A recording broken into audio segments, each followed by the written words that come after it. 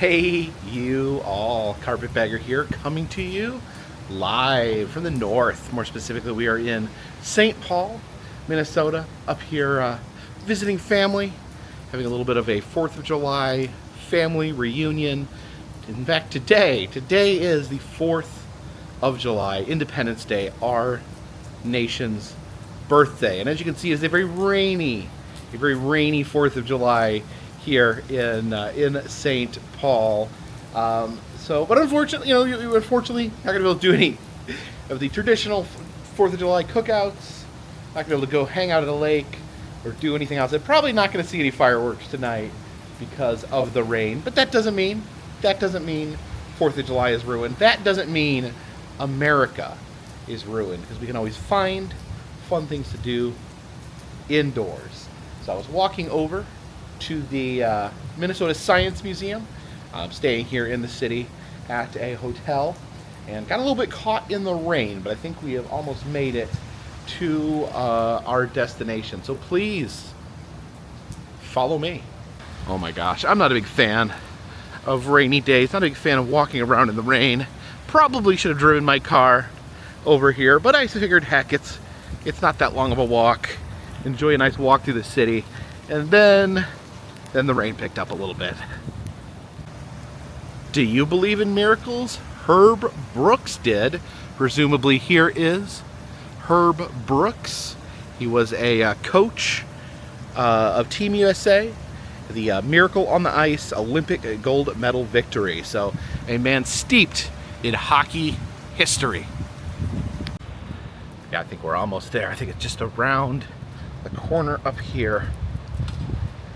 And here we are, right along the Mississippi River, the Science Museum of Minnesota. Of course, as I travel the country, one of my missions is to check out the different museums in the different cities, get a kind of a look at the local museums. This was actually supposed to be part of my Mississippi River road trip. It got cut for time. So I'm glad that I'm able to make it back here in a short amount of time. Man, it's getting really rainy. I can't wait to get inside.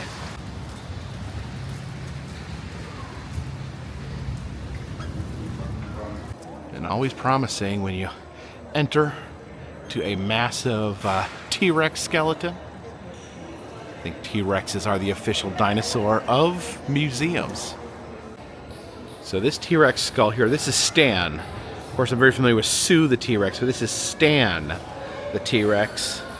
And looks like we can, this lever here to manipulate Stan's mouth.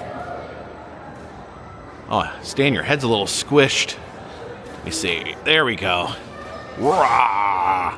Rah! Ah! So some giant birds up there hanging from the roof. Like these thrashing chords here above the front entrance. And right here, as you enter through the front door, they have the official Mississippi River Visitor Center. So consider this a addendum to my Mississippi River road trip. Over here, you can write a postcard to the river. Dear River, choose a postcard, fill out a postcard with your wish for the river, deposit the card in the locked mailbox. They will share it with the Army Corps of Engineers. Got to place the postcard in the box here. And I'm just telling the river, roll on, my mighty friend.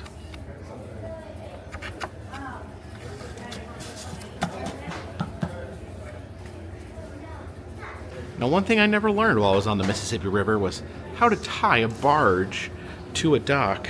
So we can practice here. We got this big, giant rope. And let's see, we gotta wind the rope around there. Oh man, I don't know if I would ever make it as a sailor. And I don't know. That's good. That'll hold a barge, right? So it looks like we can take this canoe here and sail along the river. All right, step here in the canoe. All right. Gotta make sure we have our life jackets on. All right. Just enjoying our gentle cruise here. Yeah, next time I go down the Mississippi, I'd love to do it in a boat. This is a very relaxing and calm portion of the Mississippi. Over here we can get a peek of the river itself. Oh my, looks like it's flooding a little bit. But yeah, ever since I went on that road trip, ever since I went on the Great River road trip, every time I see the Mississippi, I get a little choked up, to be honest.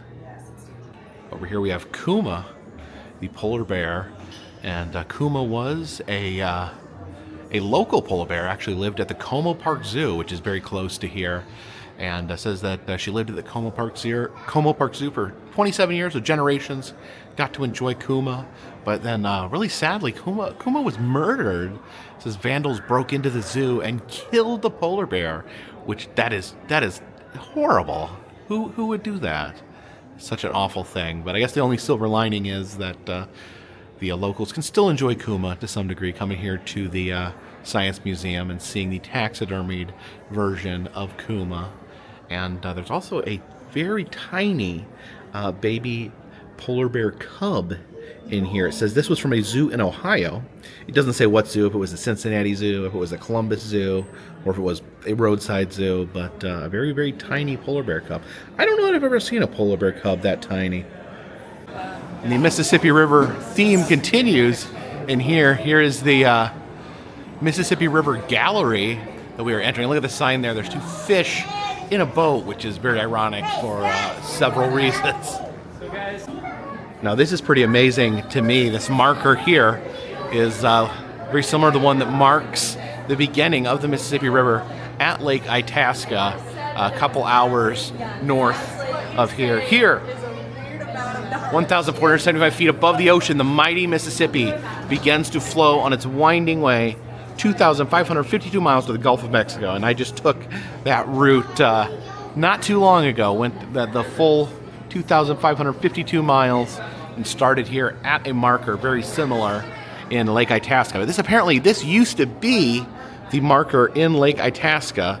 It says this one was rotated out and a new, nearly identical one was placed in its spot in 1999.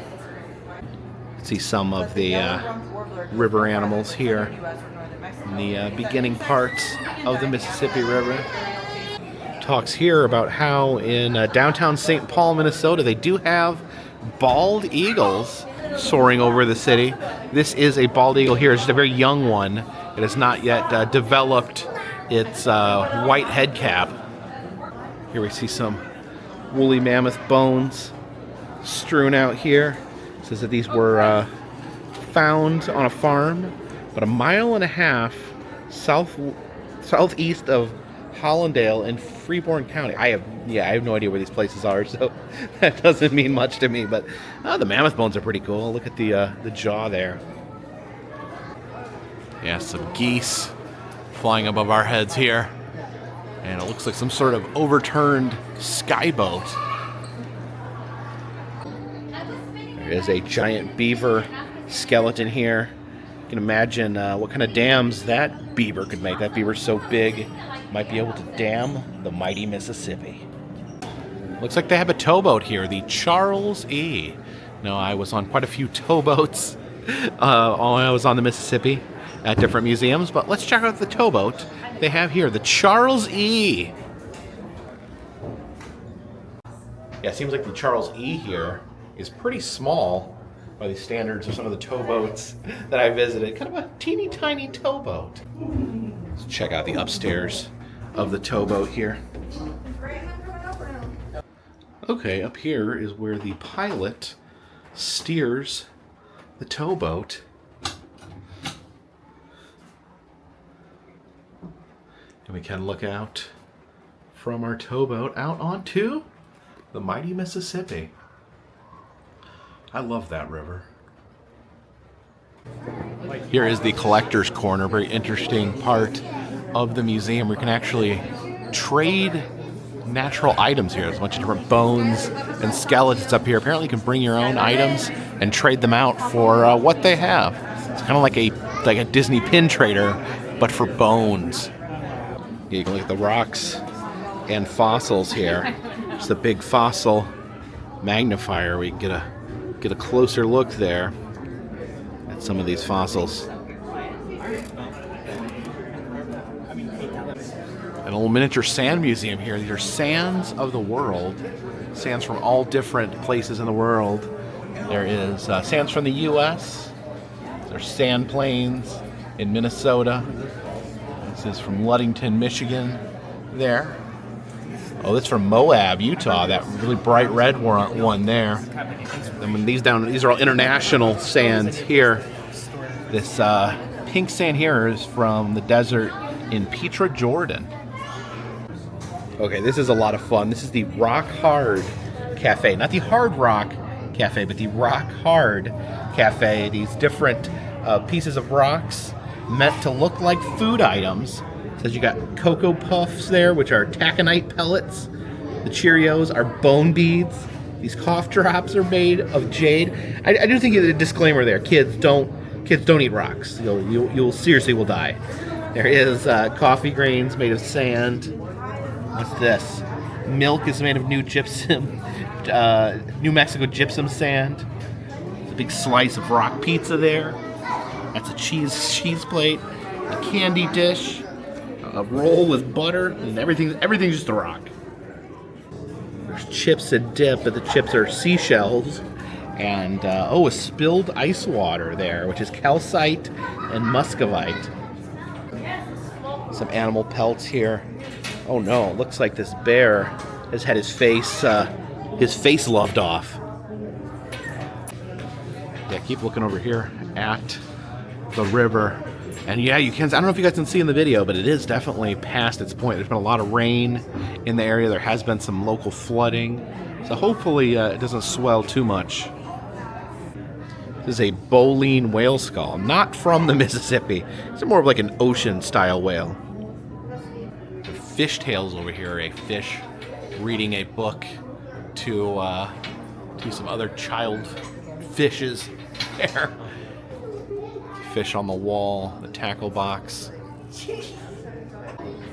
Look at this grand junkfish here. Made out, oh yeah, it's got like an actual skeleton jawbone there, made out of other various pieces of junk. Look at all the beads hanging off of his tail. Have a scale here. We can step aboard and see how much we weigh and what fish we weigh the same amount as. So I'm gonna step up here on the scale. Oh, I am heavier than any fish in the Mississippi River. Even a lake sturgeon is only 94 pounds. Sorry.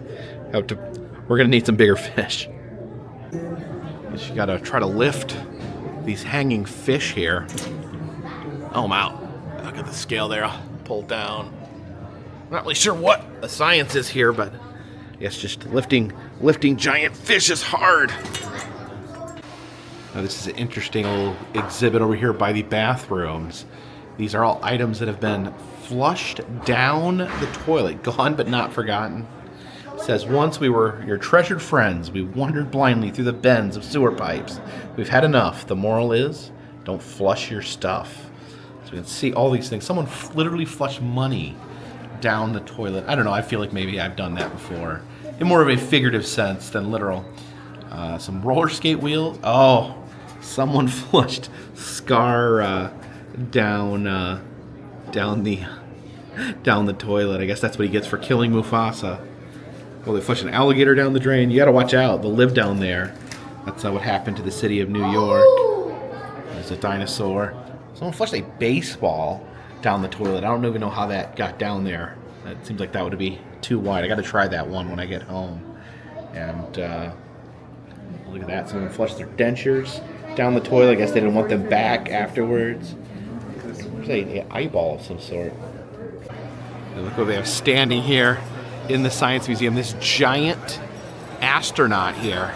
You can see hovering over almost the entire museum there. And I think you can actually, there's a way to get your own face up there on the astronaut face. All right, it says touch the screen to start recording I guess I need to get my face lined up here and then hit this record button. Gotta line this up just right. Is this a video? Oh yeah, I think this is a video.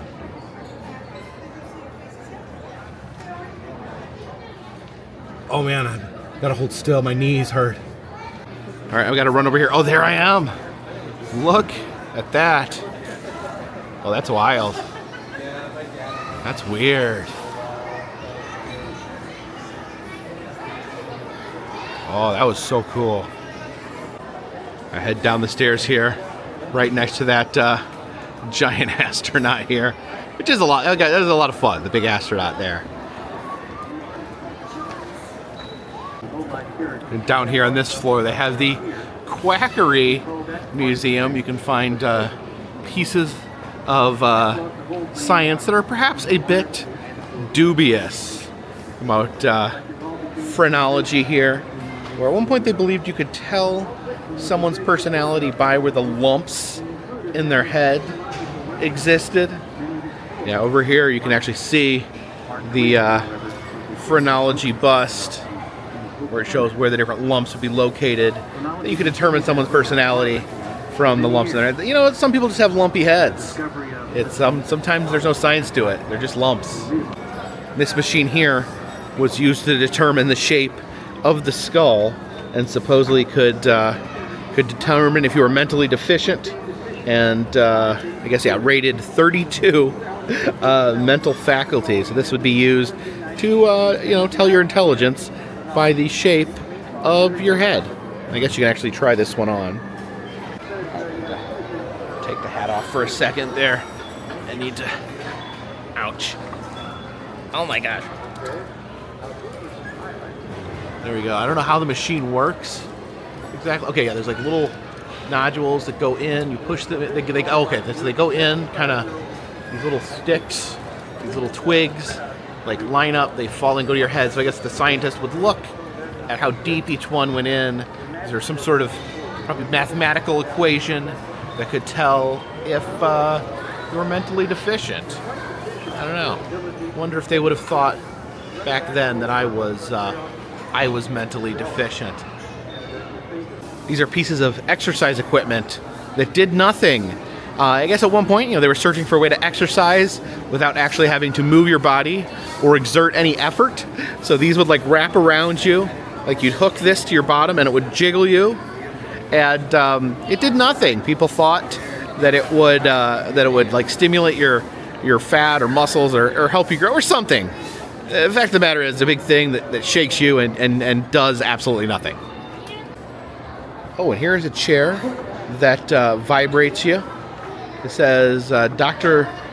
John Harvey Kellogg prescribed whole body vibration sessions to improve your health and to treat constipation in particular. I guess it would shake your bowels loose. And here is a shaking chair. It says this was developed by Dr. Kellogg, the notorious Dr. Kellogg. And apparently this would shake you, vibrate you. They thought it had a lot of benefits to your body. And Dr. Kellogg, who was obsessed with bowel function, one of the reasons he invented the Kellogg cereal was to help with your bowels, and he thought the shaking chair would help your bowel situation, maybe loosen you up a little bit through vibrations.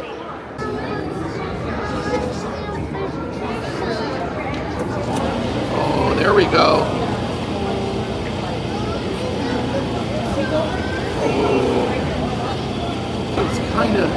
It's kind of relaxing in a way, kind of horrifying in another.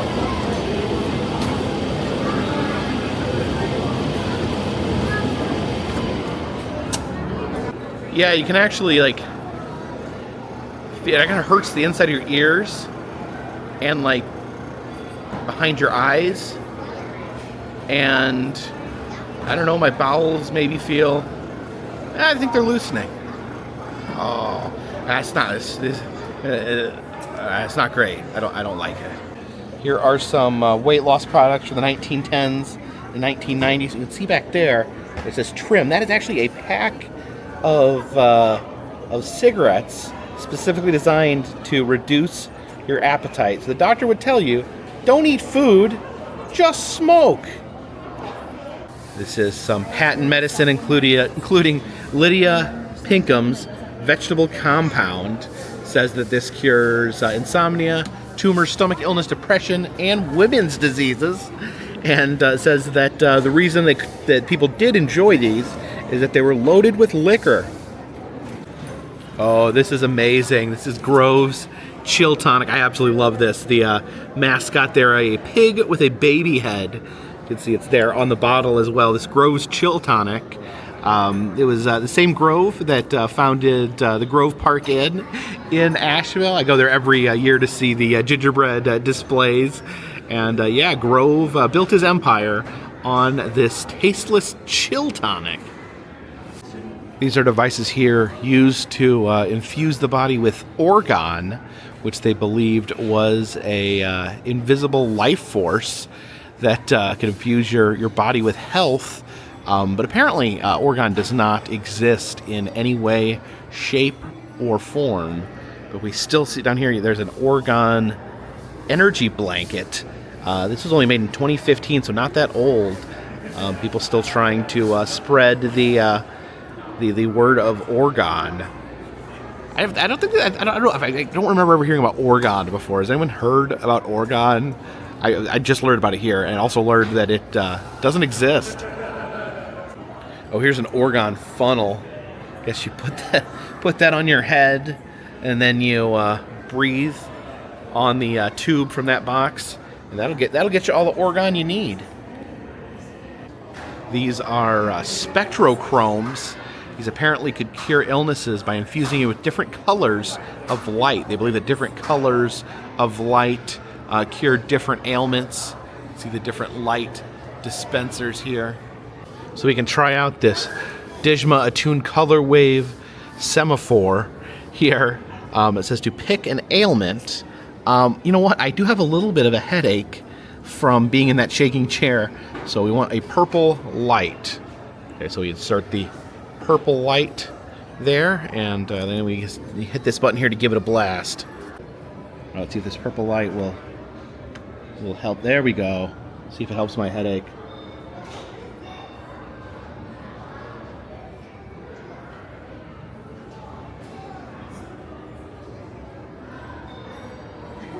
Actually, I think staring into the light is making my headache worse, but yeah, I don't think this does anything. Oh, there we go. Let's try some other colors here. Let's try, what other colors we got here? Let's see what yellow, the yellow light. Oh, no, the yellow light works. No, just kidding. It doesn't. And you can see some light treatment from the 90s and through the 2010s there, the light gun. There's one from 2015. Oh man, this is all very depressing. That the stuff that's proven not to work, yet people still sell and buy it. Talks here about the radium craze of the 1900s, where people would drink radiated water out of these radium ore revigorators. Says that they were very popular at one point. It said there was a socialite, Ebon Byers, who was a big proponent. So he started drinking Radithor radioactive water in 1927 to help heal from an injury. Said he drank 1,400 bottles over several years, and then his teeth fell out, holes formed in his skull, and he died of cancer. This over here talks about the popularity of electricity, just using electrical currents to cure yourself. Over there you see a electric current that hooks to a hairbrush that you would brush your hair with. Oh yeah, I've seen these before. It's where they have the different tubes that fill up with fluorescent light that you insert in your body or rub along certain parts of your body. So we can try out the violet ray generator here. You can turn it on, and then I think it's going to shock me. Oh, there we go. Yeah, it's shocking my finger. Look at that. That's pretty fun. There's no denying that. I feel a little tingle in my finger. I think this would be like a fluorescent hairbrush you would run through your hair and electrocute your scalp. That might, that might feel pretty good on your scalp, but yeah, it's probably not gonna like cure major illnesses. These are like electric belts. You can see the electric discs inside that would shock your belly. There's a 2015 device that electrocutes your stomach to try to give you rock hard abs. You can see that giant towering astronaut from down here. Oh, there's some kids in his face there. You can see the health section over here. It says the Bloodstream superhighway. See the blood being pumped up there through the ceiling. I guess these are dangling veins over our heads. Hope they don't start leaking blood all over us. It'd be like Carrie. Let's see over there. That's a real brain, a real spinal cord. It shows you here. I guess your brain and spinal cord help you play the drums. I guess because you couldn't think about the drum beats without your brain, and you couldn't sit on a stool without a spinal cord. You can see a thyroid gland there in this figure's neck, and then a real-life deflated stomach down there. So yeah, the whole band is here. Let's see what sort of human body parts are inside the bass player here. Oh, there's a rib bone. A rib bone right there. A lump of fat. And a bag of blood. And the keyboard player there has a real heart. So it's almost like this is the Tin Man. This over here is the Scarecrow. And I guess neither of these really fall into the category of the lion because courage isn't an actual bodily organ. It says mummy right here. I think they may be hiding a mummy inside. I don't know if it is blocked off to avoid it from scaring children. Maybe sequestered over here to help avoid the mummy's curse. Let's see if we can find that mummy. Oh, mummy. Oh, mummy. And here is the mummy we were promised here, an authentic Egyptian mummy. If you look down there, you can see actually it's been partially unwrapped. So this side of his body is still wrapped in the bandages. The other side is exposed.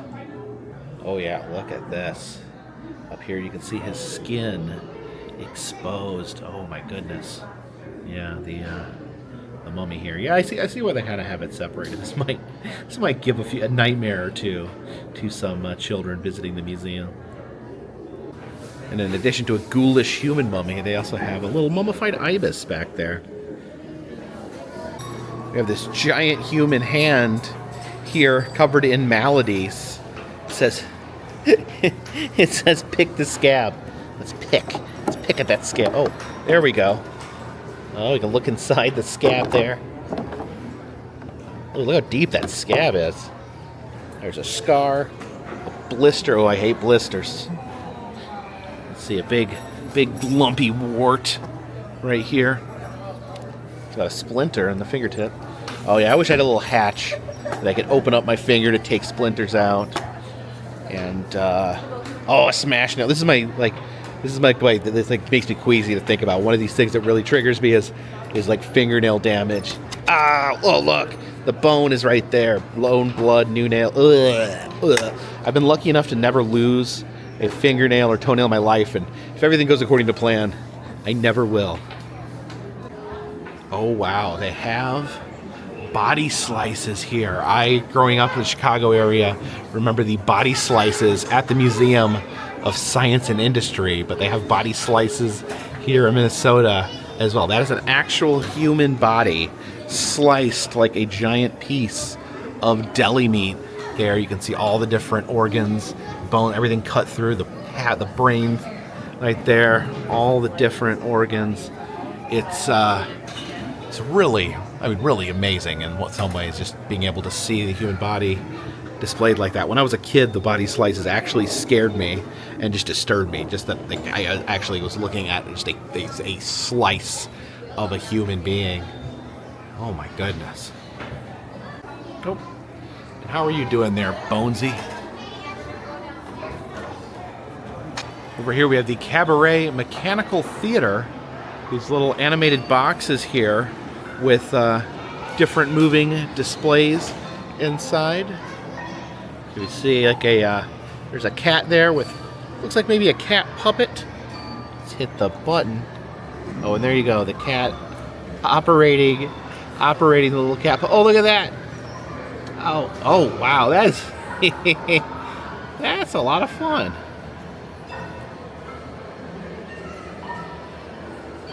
See, he's pointing. Okay, what's this one do? Oh, why? There's a mouse that's just whipping. He's beating a cat. We have a typing tiger here.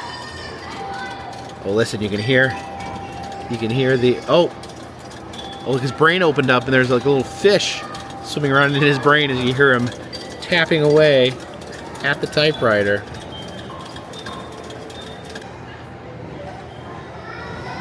What's happening? The horse. Why does the horse have human feet? Who's this here? This is a jackal. Oh, is he doing a magic trick? Okay, he holds up the pyramid. There's a little white bead. Puts the pyramid down. There's a scarab. And then he covers it. And it's something else. And he keeps using his magic to change the item right there. There's another one that has Anubis there. Let's see what Anubis does. I'm holding the button there. And, oh, there he goes. He's taking his mask off, revealing a super spooky mummy head underneath.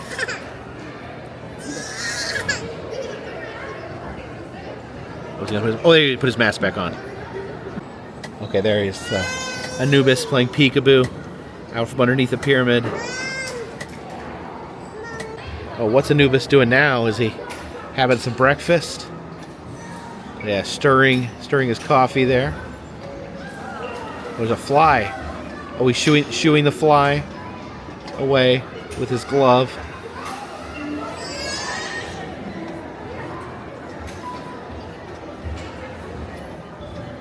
Okay, what's under the pan there? Oh, is it green banana? Cover it up.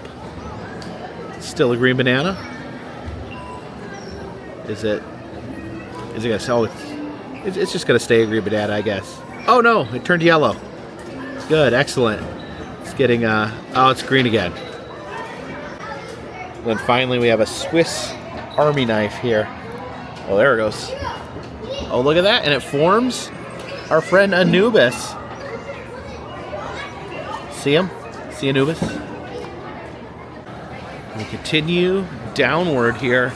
Looks like we got some dinosaur skeletons down here.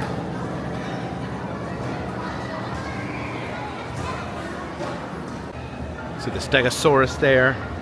And it says this is not a dinosaur, not quite a crocodile. Isn't that the name of a Britney Spears song?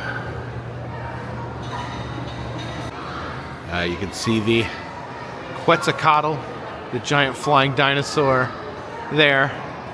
And then the flying version of it, just absolutely massive. How terrifying it would be to see something that big flying at you. Diplodocus here. Cause you can be my bodyguard and I can be your long lost pal. Do do do do do do do do. I can call you Betty, and Betty, when you call me, you can call me Allosaurus. See, Glyptodon here has his big protective shell to keep people from eating him. You gotta watch out. You never know when a terror bird is gonna show up and try to eat you. Here we see a prehistoric crocodile there, and that is its skull, that is its back leg, and it shows how the back leg has crocodile bites in it, but they didn't actually bite his own back leg like they're showing here. This is another crocodile of the same species bit his back leg and left marks in his bones, but here, I guess, just to display the idea, they've made him bite his own leg for eternity. And this is Gavalosochus here. It's a 30-foot long crocodile. Some teeny tiny dinosaurs here. This is the Bamba Raptor. Little tiny guy, you can see. It actually pinch his head between my fingers there. But still, yeah, he could probably tear me up. It's a Champsosaur here. It's a type of crocodile they believe actually used its nose like a snorkel. It would just stick the very tip of its nose up above the waterline to breathe.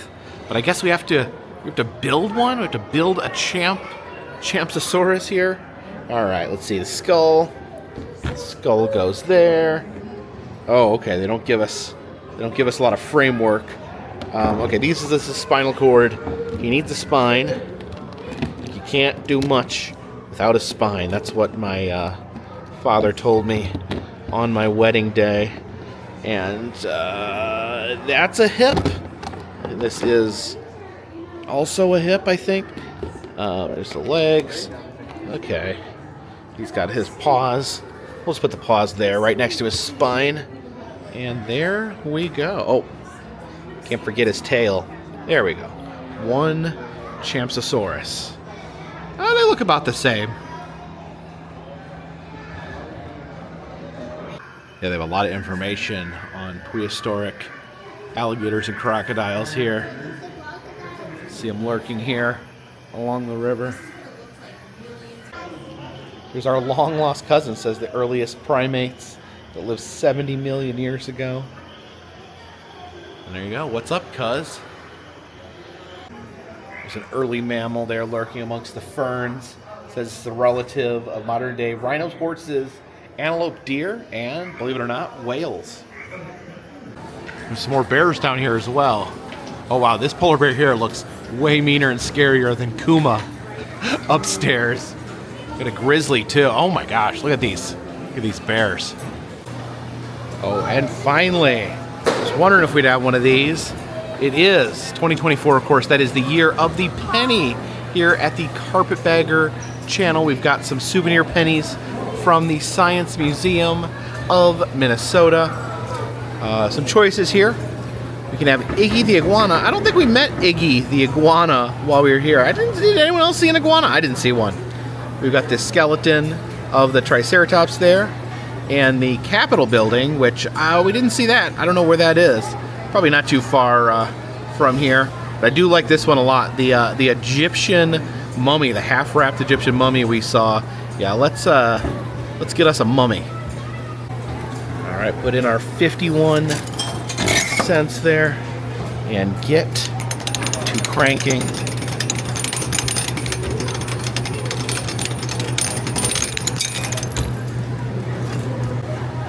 And there we have it, the super ghoulish mummy there on a penny.